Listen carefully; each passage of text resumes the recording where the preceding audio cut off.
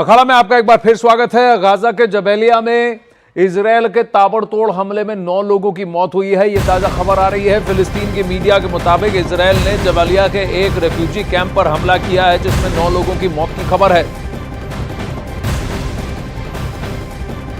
फिलिस्तीनी मीडिया और हमास बार बार ये कहता रहा है कि इजरायल के अटैक्स रिहायशी इलाकों में है, जबकि आईडीएफ का काउंटर ये है कि रिहायशी इलाकों में वो सिविलियंस पर नहीं अटैक कर रहा है, पर वहां मौजूद हमास के ठिकानों को ध्वस्त करने में लगा हुआ है। और वहीं हमास पर यह आरोप है कि वो वहां पर रिहायशी इलाकों से आम नागरिकों को जाने की इजाजत नहीं दे रहा, उन्हें वहीं पर रोक रहा है। हमास के खात्मे के बाद हिजबुल्लाह की बारी आने वाली है, ऐसे अब अनुमान लगाए जा रहे हैं। और ये बात बेंजामिन नेतन्याहू भी अच्छी तरह से जानते हैं, क्योंकि हिजबुल्लाह वो सब करेगा जो ईरान उससे करने के लिए कहेगा। शायद यही वजह है कि जो बाइडेन ने एक बहुत ही खतरनाक बम इजरायल भेजने का फैसला कर लिया है। इस बम को दुनिया बालाकोट वाले बम के नाम से भी जानती है। अब इसे गाजा का नया बवंडर कहा जा रहा है।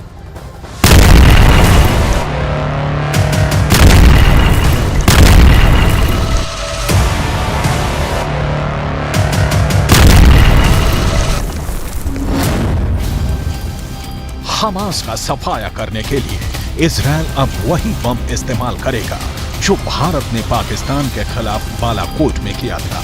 ये ऐसा बम है जिसे जहां ऑर्डर मिलता है तो बस वहीं गिरता है। ये दुश्मन को चुन चुन कर मारता है और अब इजरायल इसी बम से हमास को खत्म करना चाहता है। स्पाइस बम एक तरह की किट होती है जो बम को एक ग्लाइड करने में मदद करती है और फिर सैटेलाइट की मदद से ये उसी ठिकाने पर गिरता है जहां इसे टारगेट मिलता है। ये इजरायल की बनाई गई टेक्नोलॉजी है जिसका उत्पादन अब अमेरिका में हो रहा है।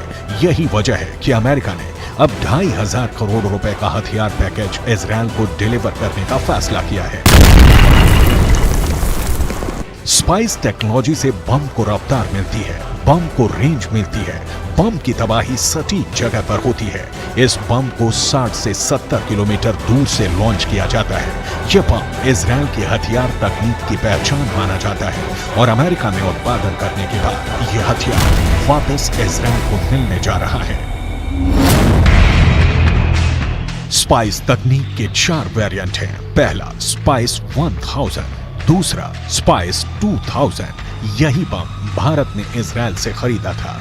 तीसरा स्पाइस 250, चौथा और सबसे नया वेरिएंट है स्पाइस 250ER, यानी एक्सटेंडेड रेंज, यानी ज्यादा रेंज। गाजा पर बमबारी के लिए इजरायल को अमेरिका से जो पैकेज मिल रहा है उसके कई मायने हैं। एक ये भी बात है कि क्या इजरायल के बम कम पड़ने लगे हैं?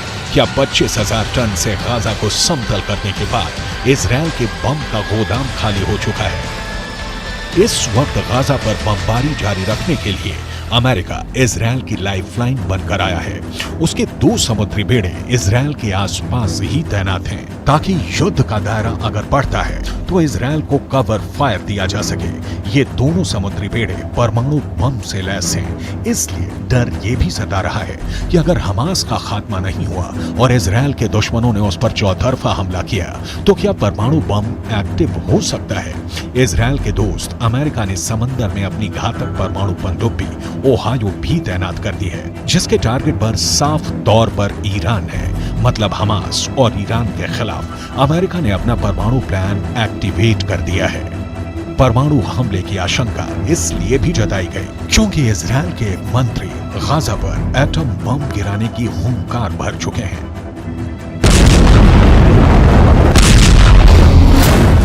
अब रूस ने भी परमाणु बम की नुमाइश करके अपनी नीयत साफ कर दी है, जिसके बाद अमेरिका घबराया हुआ है। बाइडेन ने अपने नए परमाणु बम पर काम करना शुरू कर दिया है।